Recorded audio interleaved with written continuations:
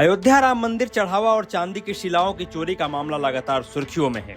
इस पूरे विवाद को लेकर जहां राजनीतिक बयानबाजी तेज है, वहीं अब इस मामले में एक नया मोड़ सामने आया है। अब तक आरोपों और एफआईआर को लेकर चर्चा हो रही थी, लेकिन अब शिकायत करने वाले व्यक्ति की विश्वसनीयता पर भी सवाल उठने लगे हैं। दरअसल सिंधी सभा के राष्ट्रीय अध्यक्ष अशोक अंसवानी ने इस पूरे प्रकरण को लेकर बड़ा बयान देते हुए आरोप लगाने वाले राजू मनवानी के दावों पर गंभीर सवाल खड़े किए हैं। अशोक अंसवानी के दावे के बाद इस अयोध्या मामले ने और तूल पकड़ ली और कई सारे सवाल खड़े हो रहे हैं। देखिए, राजू मनवानी का जो वीडियो वायरल हो रहा है वो खुद ही जांच के घेरे में है, और जो उन्होंने वक्तव्य दिया है उनकी निंदा कर रहा पूरा देश का सिंधी समाज।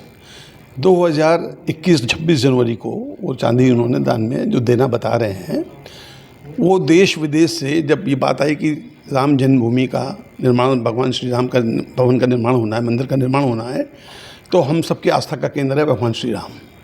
हम लोग ने तन मन धन से सहयोग किया, हम लोग मिट्टी भी दे आए, देश विदेश के तमाम लोग पैसा दे रहे थे, लेकिन किसी ने ये नहीं कहा कि मैंने ये दिया। लेकिन राजू मनवानी, जिसकी विश्व सिंधी सेवा संगम के नाम से बताते हैं कि हमने 200 चांदी की ईंटें दी हैं, तो लोगों का ये कहना है, देश विदेश में जब मेरी बात होती है तो लोग, सैकड़ों लोग कह रहे हैं कि मैंने चंदा दिया था।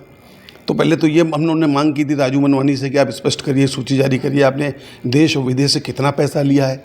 क्योंकि विदेश से पैसा लाने के लिए हमें भारत सरकार को बताना पड़ता है कि हम इतना चंदा लेके आए हैं, वो कितना पैसा लिया गया, कितने किलो चांदी खरीदी गई, किससे चांदी खरीदी गई, उसकी स्थिति क्या थी, चांदी की शुद्धता क्या थी, जीएसटी दिया गया नहीं दिया गया, कोई जानकारी नहीं। ये 5 साल से बातों को घुमा रहे थे 21 से 26 तक। मतलब आपको लगता है पूरे विदेश से चांदी की ईंटों के लिए चंदा उन्होंने किया था? किया है, और उसके बाद कोई हिसाब नहीं दिया आपको? कई बार विदेश गए, आज तक उन्होंने सिंधी समाज को कोई हिसाब ही नहीं दिया। अभी क्या हुआ, अभी ईंटें तो उन्होंने दान में दी थी, उनका हिसाब मांग रहे हैं। ईंटें दी, अब ईंटों में शुद्धता कितनी है, एक ईंट में 1 किलो में 100 ग्राम भी चांदी हो सकती है, 200 ग्राम भी हो सकती है। और आपने 500 लोगों से अगर पैसा लिया है तो 200 लोगों को दे रहे तो सूची जारी करिए। फिर सिंधी समाज को आप न कहिए, पूरा देश का सिंधी समाज। जब आपका कहना है जब ईंटें दी गई थी, ट्रस्ट को दी गई, तो ट्रस्ट से उनकी बात नहीं हुई थी कि ईंटों की बात हुई थी, वहाँ स्पष्ट कर दिया गया था कि चांदी की ईंटों को हम लोग जहाँ मंदिर निर्माण करेंगे वहाँ पे इसको गलाया जाएगा, जहाँ चांदी कोई धातु को हमको लगाना होगा हम लगाएंगे। तो इन 5 सालों में मंदिर का निर्माण हो गया। इनको उनसे पूछा जाना चाहिए था, बजाय उनसे पूछने के ये सीधे चले गए प्रेस के पास में, क्योंकि विरोधी दलों के हाथ की कठपुतली बन गए, क्योंकि इनकी पुरानी पृष्ठभूमि है। ये कांग्रेस से शुरुआत थी, फिर उद्धव ठाकरे जी के साथ भी गए। आज आप देख रहे हैं कि सारे विपक्षी दल, चाहे वो समाजवादी पार्टी का अखिलेश यादव हों, या फिर अरविंद केजरीवाल हों आम पार्टी के, या उद्धव ठाकरे जी हों, सब अपनी वो दिखा रहे हैं, अपनी अपनी पोस्ट में लिख रहे हैं कि सिंधी समाज की 200 ईंटें। अरे खाली 200 ईंटों से थोड़ी राम मंदिर बन गया, तो ये कठपुतली बन गए विदेश इनके विरोधी दलों के, तो विरोधी दल इनका उपयोग कर रहा। तो ऐसे में मांग कर रहे हैं, अभी उत्तर प्रदेश के मुख्यमंत्री जी ने, योगी आदित्यनाथ जी ने SIT जांच बिठा दी है। SIT जांच कर रही है। आपको जांच पे भरोसा होना चाहिए, आपको राम मंदिर ट्रस्ट से पूछना चाहिए था, बजाय पूछने का प्रेस में चले गए। तो ये साफ दर्शाता है कि आप ट्रस्ट को बदनाम करना चाहते हैं विरोधी दलों के कहने पर। अब मैं ये मांग करता हूँ। अच्छा, आपको लगता है कि ईंटें गायब नहीं हुई, ईंटें पहले बता दी गई, तो ये कोई जानबूझ के आरोप लगा रहे हैं? ये तो कल आपके चैनल पे था, SIT ने बताया है कि वो 200 चांदी की ईंटें चोरी नहीं हुई हैं, उनको गलाया गया है। तो आप क्या चाहते हैं? क्या हम चाहते हैं कि SIT जो जांच कर रही है उसमें इनकी भी जांच होनी चाहिए, क्योंकि ये इनके खिलाफ भी मुंबई में 420 के बहुत अपराध के केस चल रहे हैं, और भी केस चल रहे हैं। तो ये किस इशारे पे, किस षड्यंत्र के तहत, किस साजिश के तहत क्यों बदनाम करना चाहते हैं? कहीं विदेशी ताकतों के साथ तो नहीं मिल गए हैं? विरोधी दलों के साथ मिलकर जो विदेशी ताकतें हमारे देश को स्थिर करना चाह रही हैं, हमारे समाज को स्थिर करना चाह रही हैं, हमारे देश को विघटन करना चाह रही हैं, कहीं इनमें इनका हाथ तो नहीं है? आप सिंधी समाज के राष्ट्रीय अध्यक्ष हैं, आपको लगता है चंदा के हिसाब ये नहीं दे रहे हैं, तो आप लोगों ने कोई कंप्लेंट की? बहुत बार किया, हर बार ये होता रहा। अभी जांच हो जाएगी, अभी सूची जारी कर दी जाएगी, और अब तो इनका जगह जगह पे लोगों ने बहिष्कार करना शुरू कर दिया है। वहीं इस पूरे विवाद में इससे पहले शिकायतकर्ता राजू मनवानी का भी बयान सामने आया था, जिसमें उन्होंने राम मंदिर के चढ़ावे और चांदी की शिलाओं को लेकर कई गंभीर सवाल उठाए थे। राजू मनवानी ने दावा किया था कि श्रद्धालुओं द्वारा मंदिर निर्माण और रामलला के लिए दिए गए दान तथा चढ़ावे की हिसाब किताब में पारदर्शिता नहीं बरती गई। ये हमारे पूरे सिंधी समाज की तरफ से 1-1 किलो की 200 किलो की चांदी हम लोगों ने ईंटें बनवा करके 26 जनवरी 2021 को अयोध्या में श्री चंपत राय जी को दिया था राम मंदिर के लिए। उस वक्त तो हमें रसीद नहीं मिली, क्योंकि उन्होंने कहा हम पहले चेक करेंगे और कहाँ लगाएंगे, क्या करेंगे तो हम आपको बताएंगे। तो दान होता है। हम लोगों ने कभी भी उस बात को इतना सीरियसली नहीं लिया कि ये दान कहीं और जाएगा कि मंदिर में जाएगा। अब जब हम लोगों ने ये टीवी के अंदर सारी न्यूज़ देखी और सारे वीडियो देखे, तो लगा कि कहीं हमारी चांदी भी गलत जगह तो नहीं चली गई है। तो इसीलिए हम लोगों ने ये अपील की कि हमें भी अपनी रसीद मिलनी चाहिए, और वो चांदी कहाँ लगाई है अगर हमें बता सके तो हम अपने श्रद्धालुओं को बता सकें जिन्होंने 1, 2, 5, 10, 11 ईंटें अलग अलग देशों से, अलग अलग जगहों से डोनेट की।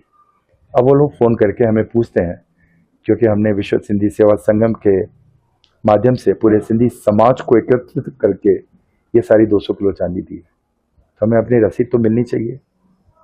और अगर ये चांदी उसमें यूज़ नहीं हुई है तो ये बड़ी दुख की बात है कि अगर मंदिर से इस तरह का दान मंदिर के लिए न यूज़ करके कहीं और यूज़ कर रहे हैं, तो आगे के लिए दान करते वक्त हर डोनर यही सोचेगा कि मुझे दान करना चाहिए कि नहीं करना चाहिए। फिलहाल राम मंदिर के चढ़ावे और कथित चांदी शिलाओं के मामले में नया विवाद खड़ा कर दिया है। एक और आरोप और प्रत्यारोप का सिलसिला जारी है, तो वहीं दूसरी ओर मामले की निष्पक्ष और पारदर्शी जांच की मांग भी जोर पकड़ती जा रही है। इस पूरे प्रकरण में कई पक्ष सामने आ चुके हैं और अलग अलग दावे किए जा रहे हैं, जिससे विवाद और गहराता नजर आ रहा है। कानपुर से रंजय सिंह की रिपोर्ट, यूपी तक। जब आप टिकट बांटने की बात करते हैं तो ज्यादा वक्त नहीं गुजरा, आप बोलते थे कि पूरे सहारनपुर की 7 की 7 सीटें मैं दूंगा, मैं बांटूंगा, और 7 की 7 सीटें मैं कांग्रेस पार्टी को के लिए लड़ाऊंगा। क्या अभी भी उसी स्टैंड पर है? कांग्रेस? हाँ। मैं तो अपना इस्तेमाल ही नहीं करता हूं, मैं कांग्रेस इस्तेमाल करता हूं। कांग्रेस, जो कांग्रेस की वो होगा। ये कांग्रेस का मजबूत जिला है और सब कांग्रेस की सीट यहां लड़ेंगी। 2017 में 5 नहीं लड़े थे क्या हम? 2017 में तो अखिलेश जी मुख्यमंत्री थे, तब भी तो मैं 5 ही लिए थे, तब तो मैं एमपी भी नहीं था। तो इसमें आश्चर्यचकित करने वाली तो कोई ऐसी बात नहीं है जो मैंने बोल दी है। इसमें कोई आश्चर्यचकित करने वाली बात नहीं है। अखिलेश जी मुख्यमंत्री थे, मैं कुछ भी नहीं था। 5 लिए थी हमने, 5 लड़े थे, तो अब के लड़ दूंगा तो कौन सी बड़ी बात होगी? तो 5 लड़ेंगे या 7 लड़ेंगे? नहीं, 5 ही लड़ेंगे। 5 ही बोला था मैंने, 5 ही लड़ेंगे। अब लड़ेंगे इंशाल्लाह। मतलब सहारनपुर की 5 सीटें कांग्रेस पार्टी ही लड़ेगी। हाँ, तो क्यों? पहले भी लड़े थे भाई। 2017 में जब थे तब भी लड़े थे, अब भी लड़ देंगे। उसमें कोई आश्चर्यचकित करने वाली बात थोड़ी है। तो आशु मलिक को इस बार आप जिताने की कोशिश करेंगे? किसको? आशु मलिक को। देखिए, मेरा से आशु मलिक, आप पता नहीं आशु मलिक को क्यों मेरे साथ जोड़ते हैं। कोई मेरा कैंडिडेट है। 47,000 वोट से जीता हूं मैं वहां से, और इनकी मुखालफत के बाद जीता हूं। कोई इनकी माफकत के बाद नहीं जीता हूं। मैंने कहा मैं मुनाफिक नहीं हूं। अगर मैं मुखालफत करूंगा तो ओपन करूंगा। ओपन कह रहा हूं कि नहीं लड़ाऊंगा, मेरा कैंडिडेट लड़ेगा। मैं कोई ऐसा नहीं हूं कि आप मेरे साथ रहेंगे और मेरी पीछे से काटेंगे। नहीं, इमरान मसूद है मेरा नाम। मैं किसी की मुखालफत पीछे नहीं करता हूं। मुझे जो करना है फ्रंट पे करूंगा, पीछे कुछ भी नहीं करूंगा। तो इस बार आप क्या करेंगे? मेरा कैंडिडेट लड़ेंगे, 5 लड़ेंगे ना, कहता हूं मैंने। 5 लड़ेंगे मेरे, और कोई आश्चर्यचकित करने वाली बात नहीं। पिछली बार भी लड़े थे 2017 में भी, अब के भी लड़ेंगे। इसमें कोई ऐसा वो नहीं है।